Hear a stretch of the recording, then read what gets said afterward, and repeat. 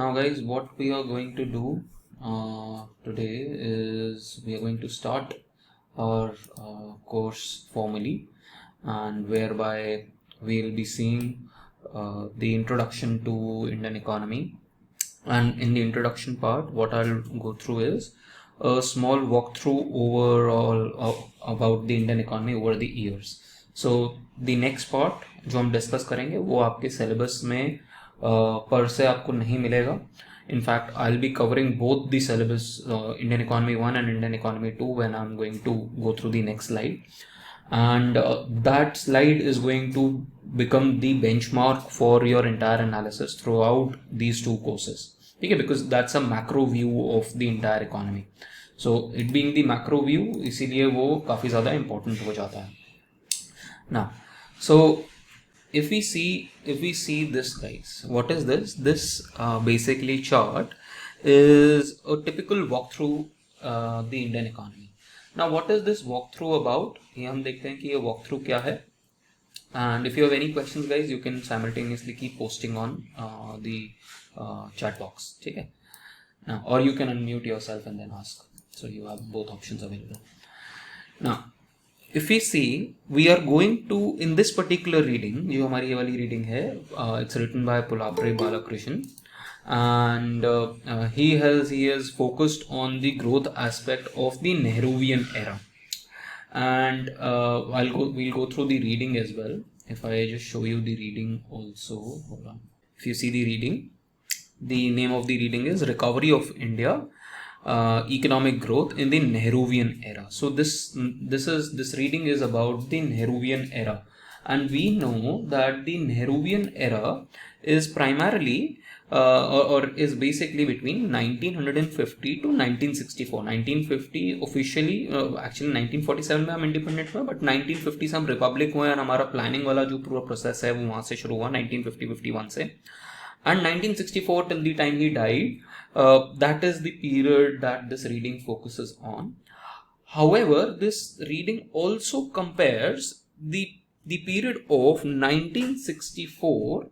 This reading also basically compares the period between 1950 to 1964 versus the period that came after it, which is 1964 till 1980. ठीक है, ये वाला पूरा period भी discussion में आता है हमारे पास इसके अंदर. नाउ ये पूरा डिस्कशन में इसलिए आता है बिकॉज ये जो पूरा पीरियड है, we call this period in Indian economics, we call this as Hindu rate of growth. Hindu rate of growth, ये पूरे पीरियड को हिंदू रेट ऑफ ग्रोथ का बोला जाता है.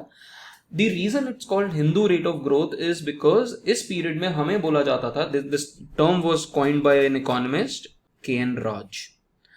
एंड उन्होंने ये पीरियड को हिंदू रेट ऑफ ग्रोथ का क्यों बोला? उन्होंने कहा कि इंडिया एज हिंदुस्तान की जो मैक्सिमम लिमिट है ग्रोथ की, इंडिया की जो मैक्सिमम लिमिट है ग्रोथ की, that will remain between 3 to 3.5%. वो इस रेंज में रहेगी. और इस पीरियड में इंडिया का ग्रोथ रेट ओवरऑल जो है वो 3 to 3.5% के बीच में ही रहा. That is why this is called as Hindu rate of growth का period.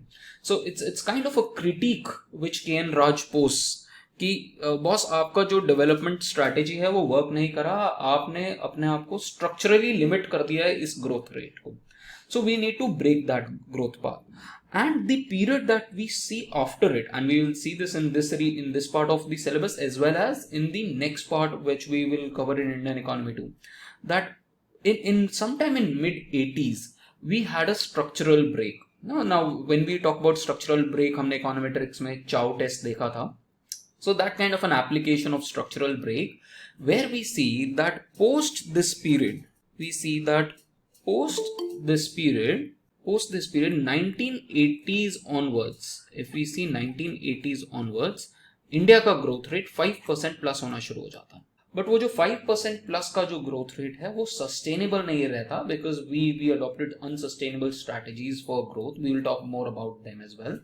And eventually in 1991 we had a crisis, and post 1991 we had our own policies of liberalization, privatization, globalization, and उसके बाद उसकी जो structural formation है, उसके बाद जो उसका एनालिसिस है till the period of 2003. So if you see this particular diagram, if you see this particular figure, this figure is typically talking about this figure is typically talking about division of the entire Indian economy, and the way that division has been done is that I have taken 5-year moving average. ठीक है, 5-year moving average क्या होता है? This is something that you will also learn when you will go for your masters. तो वहाँ पर moving averages forecasting में आप पढ़ोगे.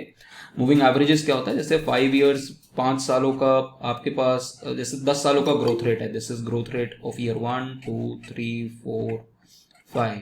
तो बेसिकली आप क्या करते हो कि इनका आपने एवरेज ले लिया, इनका आपने एवरेज ले लिया. ठीक है, तो इन ग्रोथ रेट्स का आपने एक एवरेज ले लिया. ठीक है, तो वो आपका अब 5 साल का एक एवरेज आ गया, और उन ऐसे ही 5 साल का अब आप एवरेज निकालते जाओगे. तो पहले आपने इन 5 साल का निकाला, फिर आपने नेक्स्ट 5 ईयर्स का निकाला, ऐसे करके फिर आपने नेक्स्ट 5 ईयर्स का निकाला. तो इस तरीके से आप इनका एवरेज निकालना शुरू करते हो. ठीक है, फिर आपने नेक्स्ट 5 ईयर्स का इस तरीके से निकाला. तो this is called as 5-year moving average. Usually अगर आप डेटा देखोगे तो बहुत ज्यादा आपको स्पाइक्स मिलेंगे. तो जब हमें जब स्मूदन आउट करना होता है डेटा को, तो हम मूविंग एवरेजेस निकाल लेते हैं, so that it smooths out the entire curve. नहीं तो इसमें बहुत ज्यादा अप्स एंड डाउन्स आते हैं. ठीक है, तो to smoothen out we use this. Now I have done a typical smoothening of this, but जो डेटा हमारा दिख रहा है यहाँ पर, ये 1962 से दिख रहा है रादर देन 1950 से. तो सो बेयर विद मी, बिकॉज जो मेरे पास डेटा था सेंट्रल स्टैटिस्टिकल ऑर्गेनाइजेशन से मैंने डेटा पिकअप किया, तो वो 1962-1963 का से था. ठीक है, जो डेटा सोर्स मैंने फॉलो किया था. So if you see, can you see guys, this entire period the growth rate is between these two lines approximately. कुछ ups and downs हैं, कुछ ऊपर हैं, but overall can you see कि इसका average will be somewhere around this 3 to 3.5 के around होगा. Can you see that guys? All of you agree? Great. Yes sir. So we can say जो KN Raj ने बात बोली थी, that is absolutely correct then, that this entire period actually mid 60s से early 80s तक का था. We will talk about more about this period. ठीक है, कि इस पूरे पीरियड में तो हमारी ग्रोथ रेट डेफिनेटली 3 to 3.5% के बीच में रही है. नाउ व्हाट जो इससे पहले का पीरियड है वो हमारा नेहरूवियन पीरियड है. तो बहुत सारे economist they always kind of paint the entire period from 1950 till 1980s as with the same brush as that ये पूरा period Hindu rate of growth का है. What Pulapre Balakrishnan is trying to do is he's trying to suggest that boss ये वाला जो पीरियड है 1964 से 82-83 वाला, ये अलग है, एंड जो हम पीरियड बात कर रहे हैं नेहरू का, वो पीरियड अलग है. उस पीरियड में ग्रोथ ज्यादा थी as compare to this period. And to see Nehru ka period, you have to also see what happened before that period. So what Pulapre Balakrishnan is trying to suggest is that you have to differentiate between these two periods. इस period का जो growth है वो typical आप कह सकते हो कि हाँ यार ये हिंदू रेट ऑफ ग्रोथ का, बट ये कहते हैं कि इस पीरियड में ग्रोथ रेट ज्यादा थी. And also Pulapre Balakrishnan also suggest that इससे पहले का ग्रोथ रेट आप क्यों नहीं देखते. 1900 से लेके 1947 तक का ग्रोथ रेट देखो आपको, हम वी विल सी दैट उसका ग्रोथ रेट जो है वो 0.9% का ग्रोथ रेट है. आप सोचो, आप पिछले 50 साल में 0.1% से ग्रो कर रहे हो, और अब इस पीरियड में आप समवेयर अराउंड 4% से ग्रो करे थे. तो आपने 1% से एकदम से ग्रोथ 4% कर ली, and you were a very young economy. So it in itself is a huge task to achieve. So he's kind of supporting the Nehruvian growth period and saying that you can't paint the entire picture of 50s to 80s with the same brush. You have to distinguish these periods into two distinct periods. One is the Nehruvian era, and the other is the period between 1964 to 1980s. Now guys, question to you, 1964 से 1980 के बीच में prime ministers कौन थे? That's a question. So Lal Bahadur Shastri was there. Okay, After followed by Indira Gandhi. Indira Gandhi. But Followed she by came, VP Singh. No, VP Singh came later. VP Singh का बाद में आया था. That Janata Janata Party. Party, exactly. I don't know the leader now. ठीक है, मैं भी भूल जाता हूँ, कोई बड़ी बात नहीं है, मैं भी भूल जाता हूँ इन सब के नाम. तो बट फिर भी still I should not forget, I will definitely post it to you. 77 से दो थे बीच में, आई थिंक चरण सिंह थे और एक और थे. तो 1977 to 79, ठीक है, तो वो थे. एंड देन वापस 1980 में you had the Morarji Desai was also there, yes. And then Morarji Desai के साथ आनी शायद से चरण सिंह भी थे, ठीक है. देन उसके बाद 1980 में आए वापस इंदिरा गांधी. एंड देन 1984 में after her death, after her assassination came Rajiv Gandhi, ठीक है. तो अभी तो हम इसी पीरियड के बारे में बात कर रहे हैं. तो टिपिकली कैरेक्टरिस्टिक जो इस पीरियड का है वो गांधीयन, वो इंदिरा गांधी के पीरियड का है. सो यू कैन नॉट से कि ये पीरियड नेहरू और गांधी का सेम है.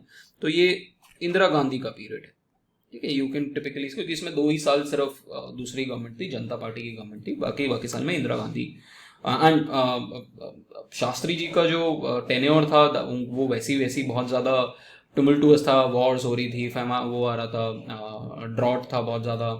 तो ग्रीन रेवोल्यूशन हम इम्प्लीमेंट करने की कोशिश कर रहे थे. तो वो बहुत ज़्यादा क्या कहते हैं, kind of a very large variance वाला पीरियड है. तो हम बेसिकली इन दोनों पीरियड्स को सेपरेट आउट करने की कोशिश कर रहे हैं. And if you see this, इस पीरियड में we can definitely say that India had a lower growth rate.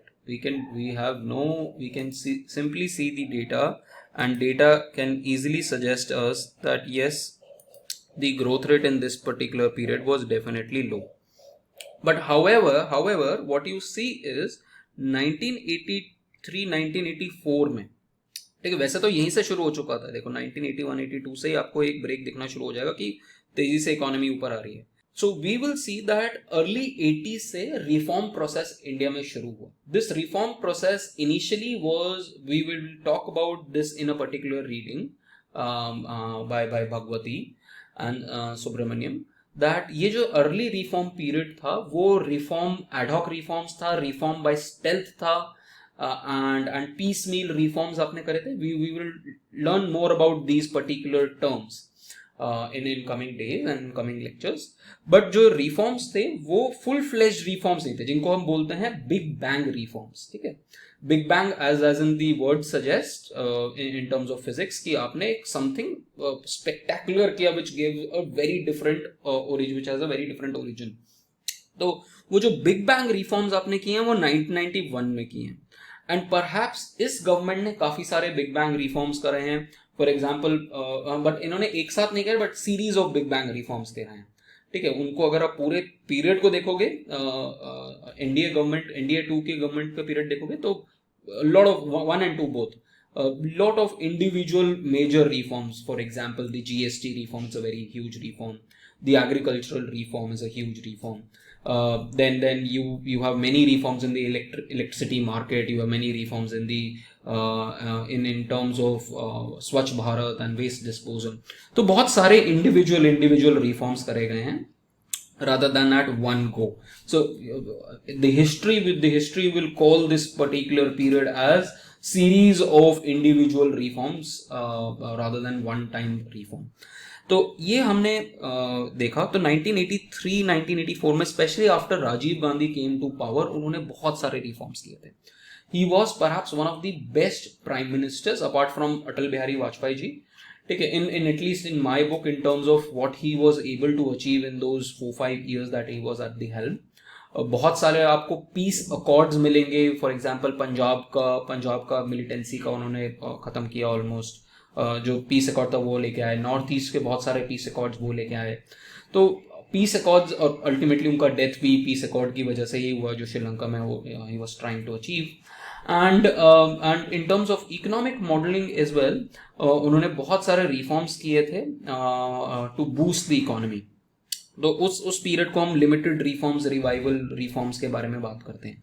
तो वो पीरियड था early 80s and early 90s and बिल्कुल 1990 तक का. And typically late periods of Indira Gandhi and majority the period of Rajiv Gandhi before the coming up of VP Chandrasekhar. ठीक है. And then we had the macro economic crisis, because ये जो हमने growth करी थी, ये देखो 1991 तक जो हमने ग्रोथ करी है, ये सस्टेनेबल ग्रोथ नहीं थी. इसमें हमने फिस्कल डेफिसिट बहुत हाई रन कर रहे थे एंड करंट अकाउंट डेफिसिट भी बहुत ज्यादा हाई रन कर रहे थे. इस दोनों को कंबाइन करके बोलते हैं twin deficit. We talked about this in the budget classes. So ये दोनों डेफिसिट्स बहुत ज्यादा इंडिया के हाई चल रहे थे. प्लस 1991 में एक मेजर शॉक और लगा कि हमारा एक मेजर सपोर्टिंग इकोनॉमी डूब गया. ठीक है. मेजर सपोर्टिंग इकोनॉमी कौन सा डिसोल्यूशन हुआ था किस चीज का guys? 1990 dissolution of what? USSR. Exactly. USSR was a very helpful contemporary country of ours which used to give us a lot of support. And उसका जब dilution हुआ into individual states, तो तब जब USSR की इकोनॉमी पूरी गिर गई, and it is actually alleged, if you have not seen guys, I would definitely recommend you to watch a series on I think it's on Hotstar. It's called Chernobyl. ठीक है. Just try to see and understand what Chernobyl was all about in 1986. It is said that perhaps the fallout of USSR in 1990 was the result of the economic cost that Chernobyl had imposed on this nation or union of nations. So ये एक चीज है. तो 1989 1990 में, and then you have symbolically you see the breakdown or the destruction of the Berlin Wall, जिसकी वजह से आपका ईस्ट एंड वेस्ट जो जर्मनी था वो यूनाइट हो गया. And that iron kind of a curtain that we had in Asia was kind of unveiled. So ये वो वाला पीरियड था. प्लस इस पीरियड में 1991 में एक वॉर चल रही थी गाइस. कौन सी वॉर चल रही थी वर्ल्ड में? कौन सी वॉर चल रही थी guys? Sir, 1991 was a Cold War. Yeah, No. Cold war खत्म हो चुकी है. स्वस्ति. Yeah, that's what I said. It marked the end of Cold War. हाँ, marked the end of Cold War. But war चल रही है एक्चुअली दुनिया में एक. The Gulf. The Gulf War. Exactly. Gulf War चल रही है. और जब भी Gulf War चल रही होगी तो क्या होगा गाइस? ऑयल प्राइसेस इंक्रीज होने शुरू हो जाएंगे. ठीक है. आपने मूवी देखी है airlift? Airlift is about this particular period. ठीक है. तो गल्फ वॉर चल रहा था. तो गल्फ वॉर के अंदर ये सदाम हुसैन ने कुवैत पे अटैक कर दिया था. तो फिर उसके बाद ये इनकी जो दुश्मनी है यूएस की और ये जो इराक की, ये पुरानी है. तो पहले इसने उसके फादर से, जॉर्ज डब्ल्यू बुश के फादर से पंगा लिया था. तब उन्होंने अटैक किया था. फिर जॉर्ज डब्ल्यू बुश ने किया. फिर बेटे ने पूरा खात्मा ही किया था फिर. ठीक है. सो गल्फ वॉर, जब भी गल्फ वाले रीजन में, and specially Kuwait being a major economy producing a lot of oil, in fact it has the biggest oil output factory in the entire world. तो उनका ऑयल डिसरप्शन होगा. तो ऑयल डिसरप्शन जब होगा तो ऑयल के प्राइसेस बढ़ेंगे. और हम तो इंपोर्ट डिपेंडेंट इकोनॉमी है, तो हम तो अफोर्ड ही नहीं कर पाते. तो हमारा करंट अकाउंट डेफिसिट भी बढ़ गया. तो उसकी वजह से हमारा बीओपी का क्राइसिस आया. एंड बीओपी के क्राइसिस के बाद हम गए आईएमएफ के पास कि बॉस हमें पैसा दे दो. वो ऑलरेडी पैसा दे चुके थे कई ट्रांचेस में 80s में. तो उन्होंने कहा बॉस अब नहीं देंगे हम आपको पैसा जब तक आप एक अपना गोल्ड जो है वो आप गिरवी रखोगे, और दूसरा you would have to undertake certain reforms. So the reforms that India took in 1991 was partly because of the fact that we had no other option but to accept these terms and conditions imposed by IMF to reform. And these terms and conditions are called as Washington Consensus. To change its name. So Washington consensus, कई बार ये भी बोलते हैं Washington consensus को कि it is perhaps all brain no heart policies. ठीक है. people who are going for civil services later on, you would have to study about these Washington consensus, and if you want a greater detail you can read about it in Todaro and Smith. Perhaps kind of an overlap will be there when you will read developmental economics. I'm not very sure of it, but हो सकता है उसके साथ में overlap आए. But usually जब हम UPSC के लिए पढ़ते हैं तो उसमें ग्रोथ एंड डेवलपमेंट के अंदर ये वॉशिंगटन कंसेंसस और ये सारी चीज़ें हमारे आती हैं, apart from the fact that Indian economy में अंदर आती है। ठीक है, तो वॉशिंगटन कंसेंसस यहाँ पर हुआ और हमने फिर वो रिफॉर्म्स करे, structural reforms and stabilisation reforms, जो 1991 के रिफॉर्म्स बोलते हैं उनको हम technically structural and stabilisation reform बोलते हैं। तो think of it as a patient coming to a gun wound patient coming to a emergency response room in an ICU। ठीक है, तो अगर गन शॉट हुआ है तो सबसे पहले उस पर्टिकुलर विक्टिम को एक शॉक लगा है, तो आप सबसे पहले सीधा ऑपरेशन नहीं करते, आप सबसे पहले उस पेशेंट को स्टेबलाइज करते हो। ठीक है, और उसके बाद जब आपने स्टेबलाइज कर दिया तब आप उसके ऊपर ऑपरेट करते हो। सिमिलरली सेम तरीके से आपकी इकोनॉमी में बहुत ज्यादा एक शॉक सा लगा है, तो सबसे पहले आप स्टेबलाइज करोगे उस इकोनॉमी को, और फिर उसके बाद स्टेबलाइज करके over the period of a couple of years आप मेजर रिफॉर्म्स लाओगे, और वो जो रिफॉर्म्स हैं उनको हम लिबरलाइजेशन, प्राइवेटाइजेशन एंड ग्लोबलाइजेशन बोलते हैं। So typically your LPG policies are more of structural reforms rather than stabilization reforms. Stabilization more or less जो है आपने जो IMF से पैसा लिया उससे आपको थोड़ा बहुत stabilization हो गई। Then what happened was थोड़े टाइम के लिए ग्रोथ बढ़ा, बट उसके बाद फिर वापस 1994, ये आपको क्योंकि 5 ईयर मूविंग एवरेज है इसलिए आपको यहीं पहले ही दिखाई देना शुरू हो जाएगा, बट एक्चुअली 1995 1996 से आपको वापस ग्रोथ रेट आपको कम होनी शुरू हो जाएगी। उसके मल्टीपल रीजंस हैं। एक रीजन है कि हम politically we were not a stable economy after the fall of the after the Narasimha government was over. उसके बाद 96 से लेकर 98 के बीच में इंडिया में जो प्राइम मिनिस्टर्स थे वो टिपिकली आयाराम गयाराम वाली फिलॉसफी थी। ठीक है, कभी देवे गौड़ा बन रहे हैं, कभी आई के गुजराल बन रहे हैं, कभी 13 दिन के लिए अटल बिहारी वाजपेयी बन रहे हैं। तो ये जो पीरियड था ये इंडिया के लिए politically, internally and politically was not very strong, and जब आप पॉलिटिकली स्ट्रांग गवर्नमेंट नहीं हो तो आप कोई पॉलिसीज नहीं कर सकते। You have to more deal with staying in power rather than focusing on the economy. ठीक है, सो इसकी वजह से आपका ग्रोथ रेट जो है इस पीरियड में एक ये रीजन है, पॉलिटिकल रीजन। दूसरा रीजन है कि इस पीरियड में there was also a crisis which is also called as the ASEAN crisis, the ASEAN crisis, and this was and उसका impact इंडिया पे ज़्यादा इसलिए नहीं आया because India had a champion RBI governor in form of Bimal Jalan. You can perhaps read his books. I'll be sending you his one of his articles came in a couple of days ago. So I think I'll search for it and I'll share it. Bimal Jalan, very famous for his very quirky quotes. ठीक है, बहुत ही he is the original boss in terms of handling these situations.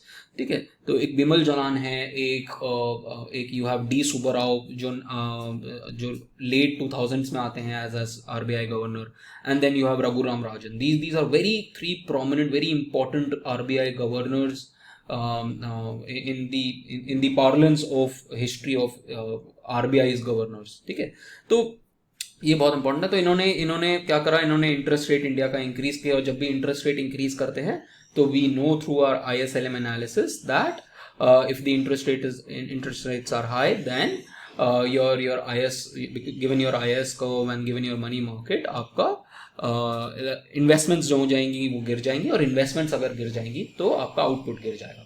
ठीक है, we will talk more about investment and output very soon कि उनका linkage कैसे होता है। Then let me just complete the brief in today's class. फिर उसके बाद क्या हुआ, ये मैंने आपको बताया कि डिसेलरेशन हो रहा है 1997 से लेके 2003 के बीच में। अर्ली 2000s में एक और चीज हुई कि आपके यहाँ ड्रॉट आ गया। तो 2001 के बीच के अंदर आपका ड्रॉट बहुत सिग्निफिकेंट था, तो एग्रेरियन आउटपुट बहुत ज्यादा हिट हुआ, प्लस इस पीरियड में अगेन आपका डेफिसिट बहुत ज्यादा हाई होना शुरू किया था, आपने फिर से बहुत ज्यादा बोरो करना शुरू कर दिया था।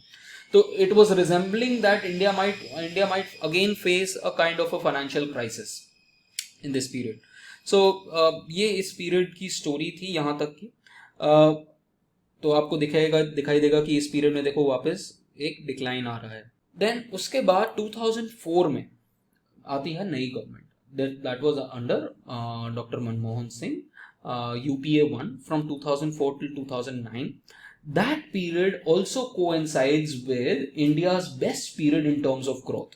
So when we see this particular, especially 2004 to 2007, this period is called in economic canons. We call this period as the golden growth rate period, the golden period of growth, not golden growth rate, but the golden period of growth in the Indian economy, because in this period on an average we were growing by somewhere around 8%. क्योंकि ये 5 year moving average है, तो आपको almost यहाँ दिख जाएगा कि 8% पे हम ग्रो कर रहे थे, ठीक है, 8% पे we were growing. So we were able to kind of match the growth rates of China, and the world was kind of suggesting that we have a new China in form of India, and this is the coming up of India. But guys, the problem was कि आपका पूरा का पूरा जो growth आ रहा था वो सारा का सारा आ रहा था सर्विस सेक्टर से एंड इंडस्ट्रियल सेक्टर से. तो सर्विस एंड इंडस्ट्री आपकी ग्रोथ रेट को बूस्ट कर रही थी. एग्रीकल्चर अराउंड 4% से ग्रो कर रहा था इस पीरियड में. बट द प्रॉब्लम वाज कि आपका जो लेबर मार्केट है वो चेंज नहीं हो रहा है. आप सर्विस सेक्टर जो है अभी भी 60-65% आपका जीडीपी का कंट्रीब्यूट कर रहा था, और इंडस्ट्री का जो पूरा वो था कॉम्पोजिशन था, इंडस्ट्री का जो कंट्रीब्यूशन था, which I show you in the next class, industry का कंट्रीब्यूशन बिल्कुल चेंज नहीं हो रहा था. इनफैक्ट इंडस्ट्री का कंट्रीब्यूशन इन इंडिया जीडीपी जो 1990 में था वो आज भी उतना ही है. मैन्युफैक्चरिंग तब भी 16% जीडीपी का देता था.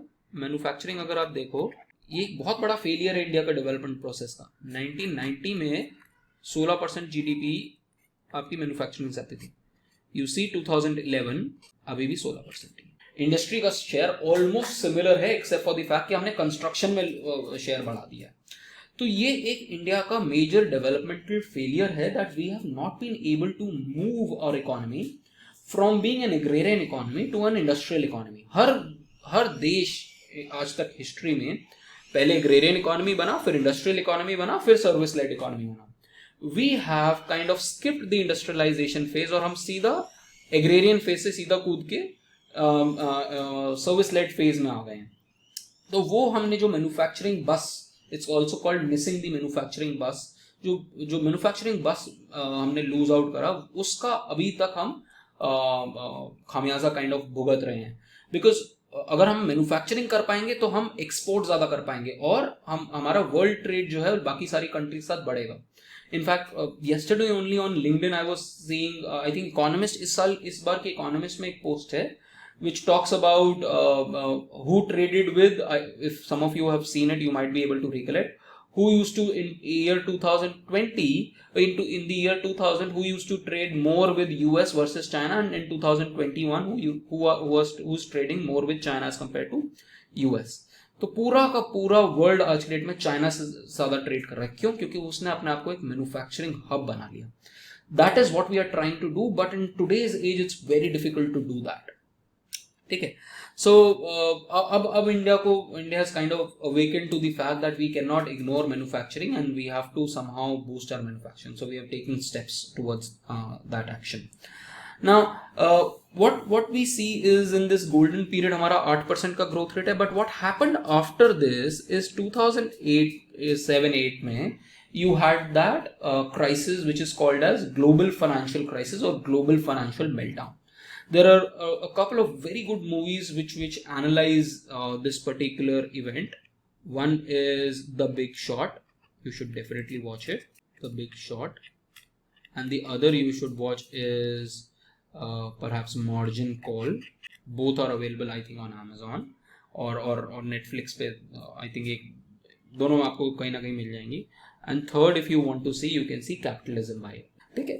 तो all of these movies talk about what actually happened in the 2007-2008 crisis in US, and because US is such a huge economy, उसका domino effect पूरे दुनिया पे पड़ता है, और उसका major impact पड़ा यूरोपियन economies पे भी फिर उसके बाद, which led to what is called as the Eurozone crisis. So this kind of conflated, ये पहले ये जो सिर्फ यूएस में और इमीडिएट कंट्रीज में था, फिर वो और ज्यादा कन्फ्लेट होके it spread throughout the world and including China as well. तो that sneeze that US took in 2008 led to an entire kind of a viral attack on the global economy till 2013-2014. Okay, so it's a famous quote that if US catches cold or if US sneezes, the entire world catches cold. So that's the kind of importance of the US economy. तो ये हम period देखते हैं कि global slowdown है, although हमारा जो slowdown है वो सिर्फ एक साल के लिए था, 2007 2008 2009 के लिए. उसके बाद हमने रिफॉर्म्स करे थे कुछ, उस टाइम पे उसको हम बोलते हैं मुखर्जी रिफॉर्म्स. ठीक है, मुखर्जी रिफॉर्म इसलिए बोलते हैं क्योंकि उस टाइम पे Pranab Mukherjee was the finance minister. तो मुखर्जी स्टिमुलस, मुखर्जी रिफॉर्म्स बोलते हैं उन रिफॉर्म्स को. एंड 2008 से 2010 में हमने रिवाइव किया, बट 2011 से लेके 2014 के बीच में we saw a huge slowdown. And it is because of this massive slowdown that the UPA government had failed to come into power for the third time, and that was the end of the UPA too. तो उसका सिर्फ external reasons नहीं थे, internal reasons भी थे. If you remember, there were a lot of crisis that happened politically in the Indian economy. There were one after the other, there were shocks in the Indian economy in terms of scandals. You had that Colgate, you had that Commonwealth scam, you had this 2G scam. So that was because of this entire political milieu that was there. The Manmohan Singh government became unpopular, and we had this new popular government being elected in 2014 under the tutelage of Prime Minister Modi. ठीक है, and 2014 onwards, call it luck, call it anything, 2000 इस period के अंदर nothing was going in favor of the economy. Oil prices इस period में around $130 पर barrel पहुंच गया था, and we are an importing economy. तो इन्फ्लेशन हो रहा था कंट्री के अंदर, here we were reaching around 8-9% levels of inflation. और प्लस क्या कहते हैं, नेगेटिव सेंटिमेंट था ओवरऑल इकोनॉमी के अंदर. हमारा करंट अकाउंट डेफिसिट बहुत ज़्यादा हो रहा था. रुपी 2013 में एकदम से क्रैश कर गया था. We reach somewhere around 67-68 from in 2010 it was somewhere around 40 rupees. तो वीकनिंग ऑफ द करेंसी हो गई थी. फिर रघुराम राजन सितंबर 2013 में ही tried to manage and salvage the economy. And again as I told you, call it luck, call it whatever you want to call it, एकदम से 2014 onwards ऑयल का प्राइस $30 पर बैरल हो गया. तो इंडिया को एक बहुत बड़ा विंडफॉल गेन मिला. एंड मार्केट में हमने ऑयल का प्राइस रिड्यूस नहीं करा, ज़्यादा रिड्यूस नहीं करा. तो ये जो डिफरेंस था वो बेसिकली गवर्नमेंट ने अपने पॉकेट में डालना शुरू कर दिया और फिस्कल डेफिसिट कम करना शुरू कर दिया. तो and apart from that, this being a new government and जो गुजरात मॉडल का एक्सपेक्टेशन था लोगों का, इन्वेस्टर सेंटिमेंट जो था वो बहुत अच्छा था. इन्होंने FDI के बहुत सारे रिफॉर्म्स करे. So because of that there were a lot of the growth kind of picked back to somewhere around 7.5% as the data suggests. Now that is again a questionable thing, guys. So कि वो data ठीक है नहीं है, I mean, but going by official data, we will go by official data, and we had a good around 7.5% growth rate in this period. What started happening was that in 2019 onwards, ये जो period है 2019 onwards, we see 2019-2020 में structural slowdown होना शुरू हो जाता है Indian economy में. कि इंडियन इकोनॉमी में कंजम्पशन का जो इंजन है, हमारा GDP कैसे बनता है? हमारा GDP बनता है कंजम्पशन से, इन्वेस्टमेंट से, गवर्नमेंट एक्सपेंडिचर से और नेट एक्सपोर्ट से. कंजम्पशन सबसे बड़ा इंजन है हमारे ग्रोथ के लिए. ठीक है, it contribute somewhere around 60 to 65% contribute करता है ये GDP का. तो ये जो इंजन है जो इतना ज़्यादा बड़ा वेट के साथ है, ये स्लो डाउन होना शुरू हो गया, स्पेशली रूरल एरियाज में. तो उसकी वजह से you see that the growth rate in 2019-2020 somewhere around 4.3%. And then on the back of this you had the COVID crisis, and COVID की वजह से इस पीरियड का ग्रोथ रेट जो है वो 8%, -8%. ठीक है, तो this is a temporal kind of a walk down of the Indian economy throughout this period, throughout history. And it is important to study this because within ये तो पूरा जीडीपी का है, विदिन दिस और एग्रीकल्चर हमें देखना है, हमें इंडस्ट्री देखना है, हमें सर्विस देखना है, वो हम देखेंगे इंडियन इकोनॉमी 2 के अंदर। इस पीरियड के अंदर हम हेल्थ के बारे में बात करेंगे, हम एम्प्लॉयमेंट के बारे में बात करेंगे, वी विल टॉक अबाउट ये मैक्रो वाले जो हमने अभी ग्रोथ के बारे में बात करी, एटलीस्ट टिल 2003-2007 तक हम उस पीरियड मैक्रो इकोनॉमिक ग्रोथ के बारे में, डेवलपमेंट के बारे में बात करें, ठीक है। But when you are preparing for any competitive exam, ये एक मेजर फ्रेमवर्क है जो आपको बेसिकली अपने पास टेबल पे कहीं सामने लगा के रखना चाहिए, and then individual sectoral analysis आपको करके रखना चाहिए कि अच्छा इस पीरियड में एग्रीकल्चर क्या कर रहा है, इस पीरियड में इंडस्ट्री क्या कर रहा है, इस पीरियड में सर्विस क्या कर रहा है। सबके अलग अलग पीरियड हैं, ओवरलैप जरूरी नहीं है कि ओवरलैप कर रहे हो। फॉर एग्जांपल एग्रीकल्चर का अपना एक पीरियड है which is called as pre green revolution, then green revolution early phase, then green revolution mature phase, and then post green revolution. तो उसका अपना एक एनालिसिस है। And when you study your this thing industry, तो उसका अपना एक analysis है जिसमें आप बोलते हो 70s के अंदर there was a massive industrial deceleration, and 2003 से 7 के बीच में you see very high acceleration, and then service का सेम सर्विस का थ्रू आउट ट्रेंड बहुत अच्छा रहता है overall economy, except for Covid वाला पीरियड जब सर्विस का सबसे बड़ा मेजर फॉल आया। ठीक है, समझ में आया गाइस, फ्लो समझ में आया इकोनॉमी का। I've just painted a picture in front of you. I've just given you a kind of a trailer of the Indian economy through time. समझ में आया guys? Yes, no? Yes, sir. Good.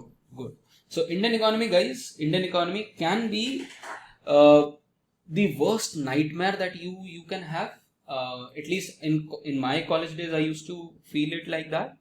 But it can be one of the best and the most interesting subjects if you get the knack of it, if you try to understand it with what is happening around you, and the reason that you need to understand this well is because अगर आपको कोई भी macro economics की job करनी है तो आपको हर चीज पता होनी चाहिए कि वर्ल्ड इकोनॉमी में क्या चल रहा है और उसका इम्पैक्ट हमारी इकोनॉमी पे क्या होगा।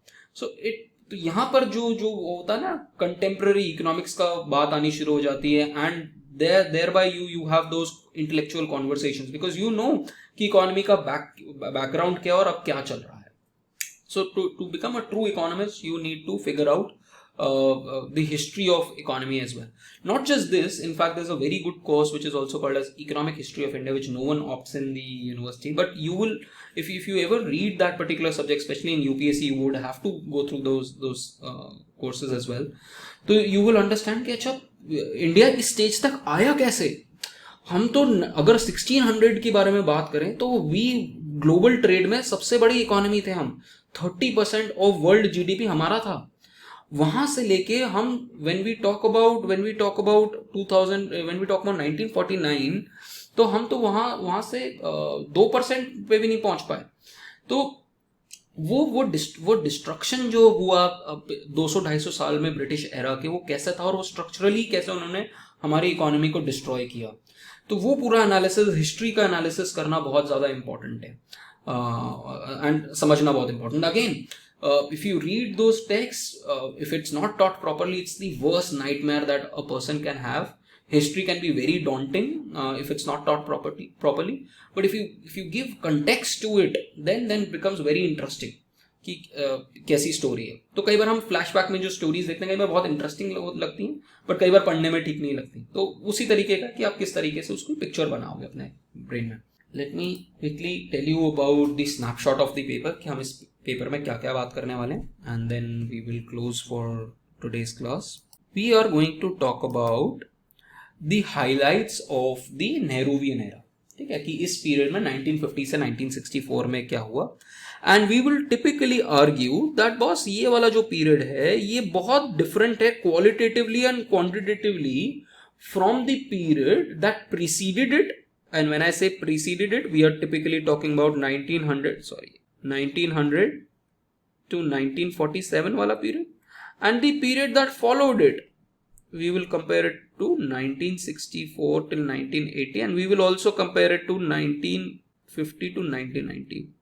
एंड हम देखेंगे कि यार इस पीरियड में ग्रोथ कोई बुरी नहीं थी, ठीक है, और गिवन कि हमारा हिस्ट्री इतना पुअर था, and we will see that he was influenced by a philosophy which is perhaps called as Fabian socialism.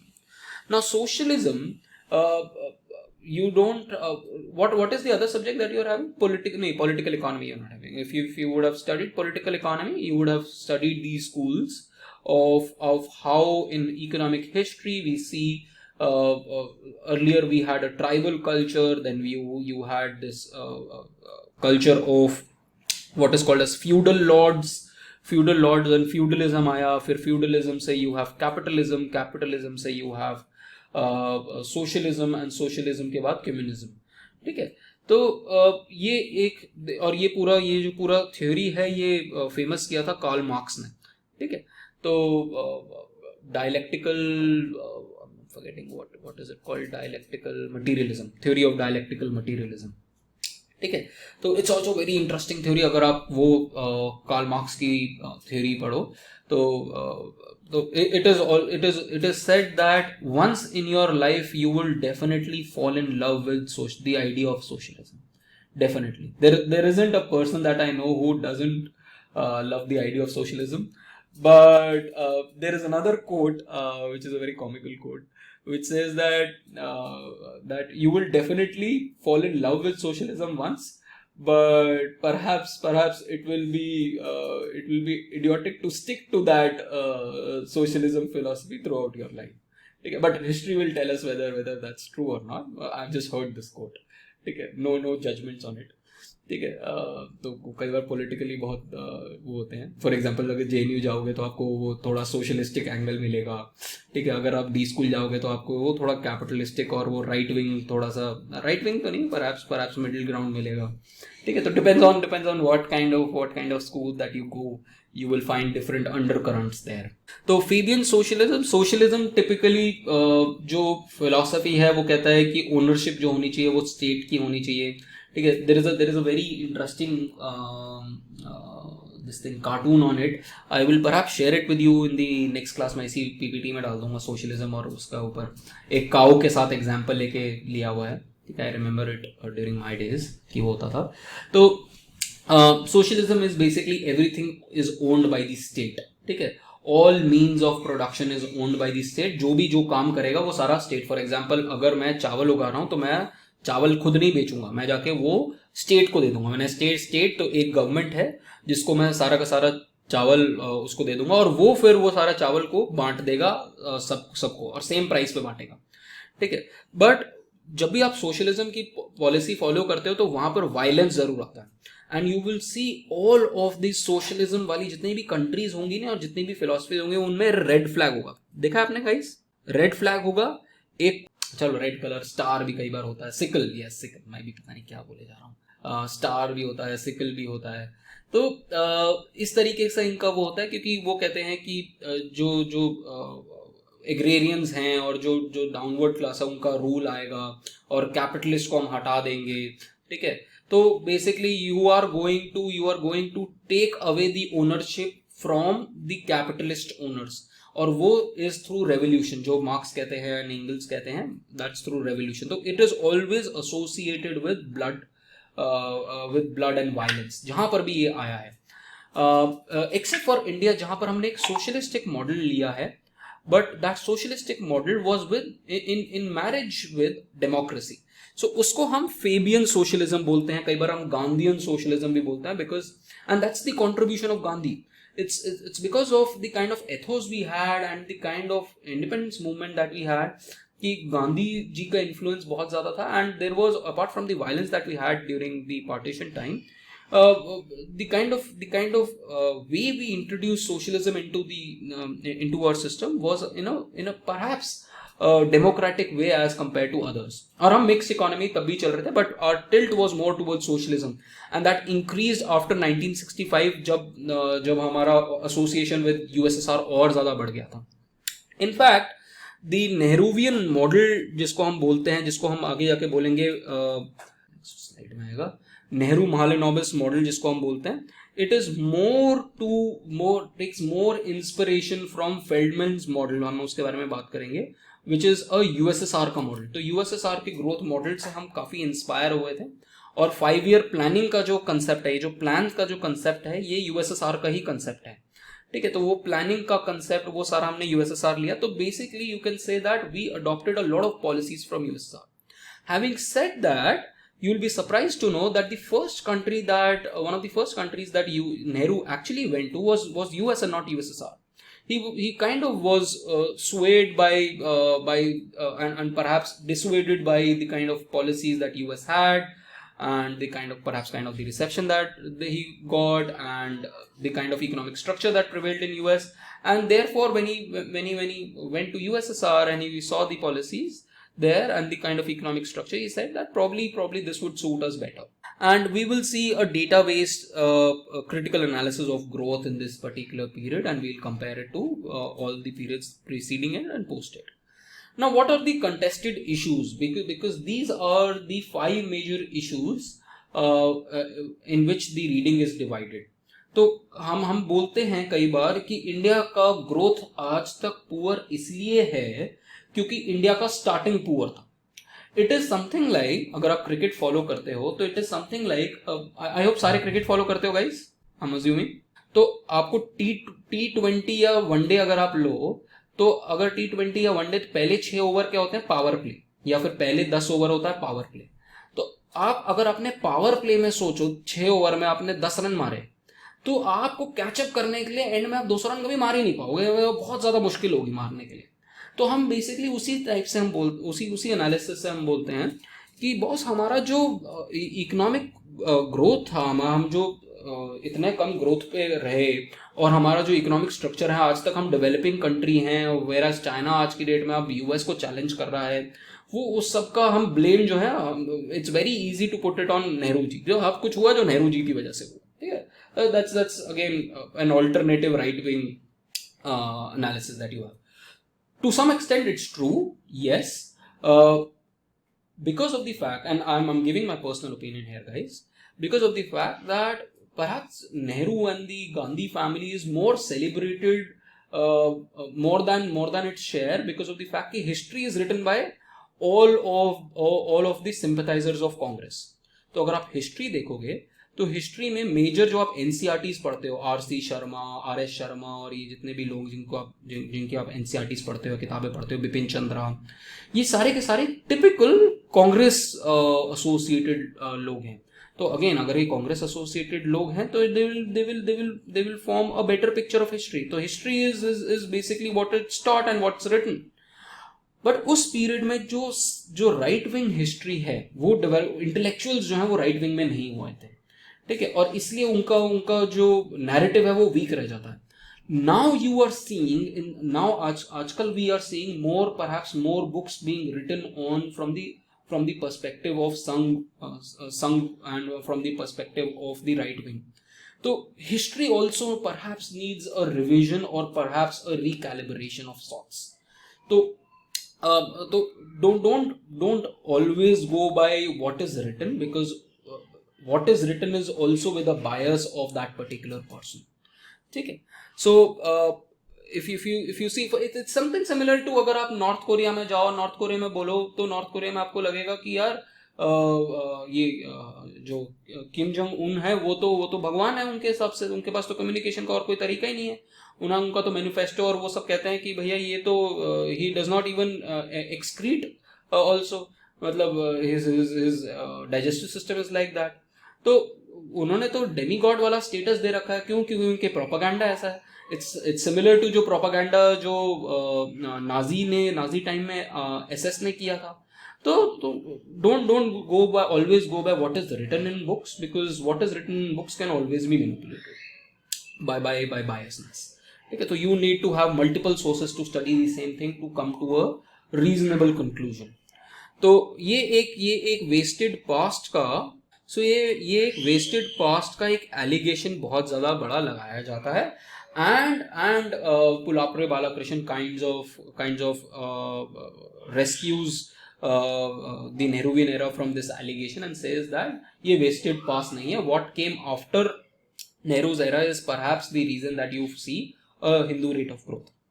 And then we will also see what were the alternative strategies that were available to us at the time when we adopted Nehru-Mahalanobis strategy. So we will talk about two things. One is we will talk about a Nehru Mahalanobis model and a strategy, and then we will talk about a plan. ध्यान रखना guys, दोनों में difference है, अभी से note कर लो, model और plan में डिफरेंस है.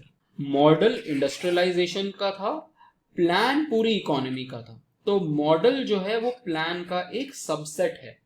लोग क्रिटिसिज्म करते हैं पूरे नेहरू महालनोबिस पीरियड का on the basis of model, but वो देखते नहीं कि प्लान के अंदर बहुत सारी और भी चीजें थी. फॉर एग्जांपल प्लान में लोग कहते हैं कि नेहरू महालनोबिस ने एग्रीकल्चर के ऊपर बात नहीं करी. अरे मॉडल जो था वो तो उसके ऊपर था, इंडस्ट्रियलाइजेशन पे था, बट अगर आप प्लान में देखोगे तो प्लान में एग्रीकल्चर को पैसा दिया गया है काफी सारा. तो और उन्होंने फोकस भी काफी किया था. उन्होंने अगर आप उनकी कमेंट्री देखो, उनकी आप कोट्स देखो, तो he was very conscious of the fact that we can not do well until unless we are able to reform the agrarian sector. And perhaps by the time of his death he was perhaps not satisfied with the fact that he was not able to do much on the agrarian front. But what he did not perhaps see or foresee was that in the coming periods we will have the green revolution after it. Then another aspect is कि हम कहते हैं कि हमारा जो public sector है आज की डेट में, हम कहते हैं कि ब्लैक होल्स है. ठीक है.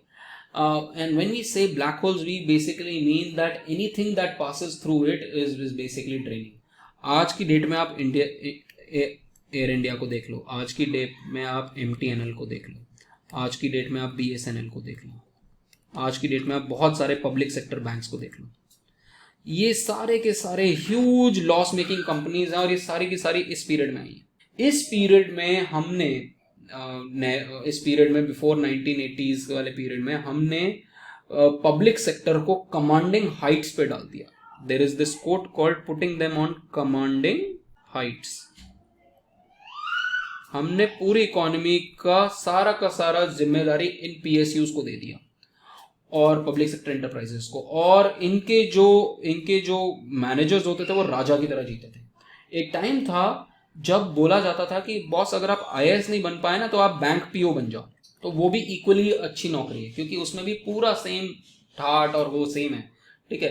पावरफुल बैंक की नौकरी है. ठीक है. तो ये जो पब्लिक सेक्टर एंटरप्राइजेस की जो बात कर रहे हैं हम, वो बहुत सारी लॉस मेकिंग कंपनीज हैं जिनका एस्टेब्लिशमेंट इस पीरियड में हुआ था.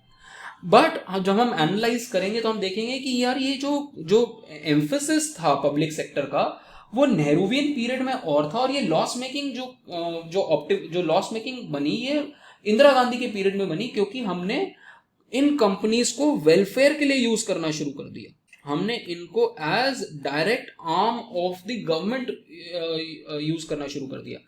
इनको हमने इंडिपेंडेंट नहीं रखा. हमने कहा कि भैया तुम स्टेट का पार्ट हो, तुम इंडिपेंडेंट बॉडीज नहीं हो, जैसा हम कहेंगे वैसा तुम करोगे. ठीक है. And therefore you see that जो पब्लिक सेक्टर के अंदर, for example Vijay Mallya loan लेने आए, और विजय माल्या एक MP था, एक टाइम पे मेंबर ऑफ पार्लियामेंट था राज्यसभा से, उसका फाइनेंस मिनिस्ट्री में खूब लिंक्स हैं. विजय माल्या लोन लेने आए और कोई बैंकर, कोई बैंक को, पब्लिक सेक्टर बैंक की कोई इतनी औकात नहीं है कि उसको मना कर देगा कि बॉस मैं तुम्हें लोन नहीं दूंगा, तुम्हारे पास एसेट्स नहीं है, तुम्हारा जो बिजनेस है मुझे वो ठीक नहीं लग रहा है, ये रिस्की बिजनेस है. इसीलिए पब्लिक सेक्टर बैंक के साथ ज्यादा NPAs होते हैं as compare to private sector bank. अगर आपको कभी भी लाइफ में जज करना है कि कोई प्रोजेक्ट ठीक है या नहीं है, तो ये चेक करो कि उसकी फाइनेंसिंग कौन कर रहा है. अगर उसकी फाइनेंसिंग HDFC बैंक कर रहा है तो समझ लो उसने ड्यू डिलिजेंस अच्छे तरीके से करा था. ये जो आपका JP ग्रुप का पूरा एनालिसिस, ये JP ग्रुप का पूरा जो वो करा था, ये इसीलिए हुआ, ये पूरा का पूरा ये इसीलिए अमरपाली JP इसलिए आया क्योंकि HDFC ने निकालना शुरू किया कि यार मैं इसको लोन नहीं दे रहा हूँ, और उसने बताया कि क्यों लोन नहीं दे रहा हूँ. तो इसलिए आपको पता चलना शुरू किया कि अच्छा यार ये इनके कंस्ट्रक्शन प्लान में और इनका जो मॉडल है ये इधर से उधर पैसा डाइवर्ट कर रहे हैं, वो सारे HDFC को पता चला. तो इसीलिए that's why that's perhaps the most important bank and the bank with the maximum amount of capitalization in India. But one of the true allegations, or which is also correct, absolutely correct, is that while Nehru is called as Chacha Nehru, that he and his birthday is celebrated as Children's Day on 14th of November, yet despite the fact of his love for children, and this particular day that is assigned to him as Children's Day, the fact is, ironically, he did not spend on education sector, and उसका legacy आज तक चलता है. India has a very poor education, especially primary education. It's because of legacy issues. A lot could have been done. अगर यहाँ पर आप identify कर लेते ये problem, तो आज आपकी state कुछ और होती. We are still living in the world whereby our education system is guided by 1833 का Macaulay's Minute. You study history, Macaulay 1854 होगा या 1833 है. एजुकेशन के ऊपर जो इनका वो था, कोड था, आई एम फॉरगेटिंग, लास्ट मैंने 4 साल पहले पढ़ा था ये. तो मैकुलेस जो उनका जो कमांड है, जो उनकी पॉलिसी है, वो आज तक लेगेसी इफेक्ट है. ठीक है, डाउनवर्ड फिल्ट्रेशन थ्योरी बोलते हैं उसको. ठीक है, that only an elite will get education. तो वो डाउनवर्ड फिल्ट्रेशन थ्योरी को हम आज तक फॉलो करते हैं, और हमने अपने इंडियन एजुकेशन सिस्टम को सब्जुगेट कर दिया है एज कंपेयर टू, और हमने बोल दिया कि यार इंग्लिश इज एवरीथिंग. हमें लगता है कि यार अंग्रेजी अगर बोलता है, शशि थरूर बोल रहा है, तो वही सही है. हम ये नहीं देखते कि हमारी अपनी भाषा क्या है. बस आप और मैं, हम इंडियन लैंग्वेजेस में ट्रेंड, हमारी नेटिव लैंग्वेज वो है, हम सोचते सबसे पहले उस लैंग्वेज में. English can be a language of communication. I can communicate with you in English, but when it comes to understanding, when it comes to deep the under layers of understanding, मेरी अभी भी हिंदी में ही है. मैं जब तक उसको हिंदी में समझ नहीं लेता, मुझे लगता है कि बॉस मुझे नहीं आया यार ये समझ. ठीक है, तो इसलिए don't kind of glorify English, and don't glorify if someone has a very good pronunciation in English. Rather, I mean, if someone is talking in vernacular language and is expressive enough, and the logic is there, that's equally or even more important than communicating in English, because the masses is speaking in this language. And इसीलिए if you see from last year onwards, मैंने अपनी complete class जो है वो English और हिंदी में कर दी, because I want everyone who is watching this should be able to understand it, be it from Delhi University or be it from in any hinterland university. So this is guys the overall purview of the entire reading, and we will just finally see the abstract. If you see this guys, if you see this, we will be talking about this particular period. और ये हम abstract अगर पढ़ें तो देखो abstract में भी same चीज़ ही बात करी हुई है. We find an overwhelming evidence of not just resurgent growth in this period, but lasting transformation of stagnant colonial enclave. Stagnant colonial enclave थे हम 1900 से लेकर 1949 तक, और उससे पहले भी, and उसके बाद हमने sustained growth देखी. And we see that the impact on agriculture and governance of enterprises, ये सारे issues के बारे में भी हम बात करेंगे. So this is all about today's class guys. Any questions guys? Any questions? समझ में आया? Interesting लगी Indian economy? So I hope with you guys, as with my previous batches, you will fall in love with this subject as it is my favorite subject, and I hope you have the same feeling about it when we complete our course. ठीक है guys, so let's meet on tomorrow. I don't have a class with you guys. We will meet on Monday, first 2 lectures, so we will continue with this. ठीक है, and I will also give you a plan for study guys, because मैंने last year का feedback लिया था class से. तो one of the feedbacks that I got was the classes are not appropriately planned. तो अब हम I'll give you a weekly kind of a calendar beforehand to let you know कि कौन सी चीज़ कब खत्म होगी. ठीक है, that will also help us organize our classes much better, and you guys to perhaps prepare for your exams in a much better. चलो guys, thank you very much. Jai Hind, bye bye. Thank you so much.